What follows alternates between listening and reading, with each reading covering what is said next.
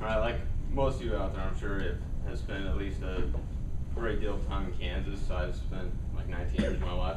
I realize that like when you move out of state somewhere, like I did, that like when you tell people you're from Kansas, there are usually like three reactions. Like the first is like some Wizard of Oz joke or something like that. The second is usually something about the landscape, how boring and flat it is, which it kind of is. And the third is something about like, wow, I can't believe you live there. Have you not seen the news? You guys have tornadoes and with storm chaser shows and stuff like that. That's what like a lot of people know about Kansas. So that's what I'll be talking about today. Some major events in American history. I've been covering this or studying for the last couple of weeks. And I've seen the movie Twister quite a bit, so no pressure on the topic.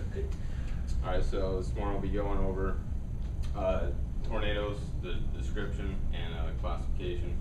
Then I'll go over deadly tornadoes in U.S. history, and finally I go over tornadoes in the Midwest that have been more recent. First of all, brief description of tornadoes. For about 60 years they've been keeping records of them. The state of Kansas is actually doesn't have the most tornadoes on average, sadly, or not really. Kansas and Florida actually tied in third for the most tornadoes at 55. Oklahoma is slightly above that, and the state of Texas actually has more tornadoes on average. They can happen all times of the year, although spring and summer months is when they occur the most. And there's something called the Fujita scale. It was invented back in 1971 according to an article on the Weather Channel. It's the F1 through F5. It's not until a tornado actually occurs that the meteorologists look at the history of the radar tracking to see the speed of it, and then engineers and first responders on the ground look at the damage, and that's how they classify it afterwards. Next, we'll go over some of the most deadly tornadoes in U.S. history. On May of 1896, a powerful tornado struck St. Louis, Missouri. The twister struck downtown and it traveled across the Mississippi River. It took out almost 9,000 buildings.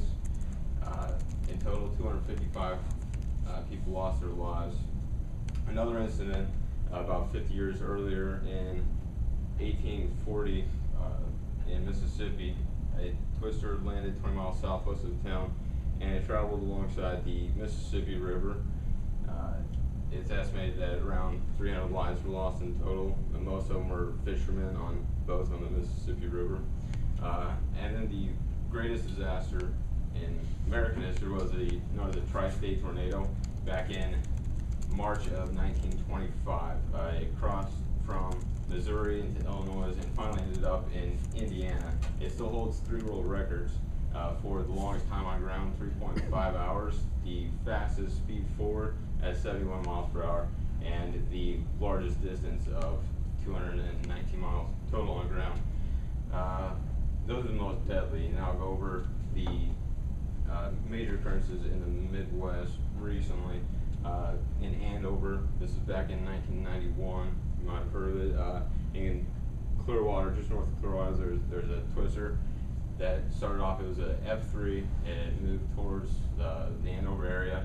It actually crossed over McConnell Air Force Base, and it just barely missed a line of B-1 bombers, which if they would have been there, it would have cost over $1 billion in damage, but fortunately it didn't do that much damage there. It eventually escalated to an F5 where it hit a trailer park, and it caused 21 fatalities. More recently, in 2007, the town of Greensburg, I'm sure most of you heard about, is struck by a series of tornadoes. It took out 2 schools, took out the water tower, and it destroyed 95% of the town. There was 96 homes and businesses destroyed, 14 fatalities. And then in 2001 of May, Joplin, Missouri was struck with a tornado. According to the National Climatic Data Center, hold on a second. That's the town of Greensburg, by the way.